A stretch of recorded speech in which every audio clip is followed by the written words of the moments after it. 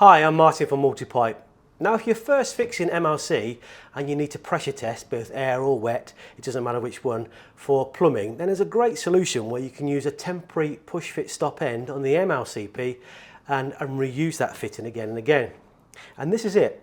Available in different sizes on 16, 12 and 20mm, this reusable stop end is a great addition to the fitting range. No pressure required, just a simple push on. Now the depth of the fitting is quite large, and I would always recommend marking the pipe with a pen to estimate where you think it's going to be and how far you're going to push the fitting home. As with all our press range of fittings, we're going to cut and bevel the pipe ready to have this temporary fitting pushed on.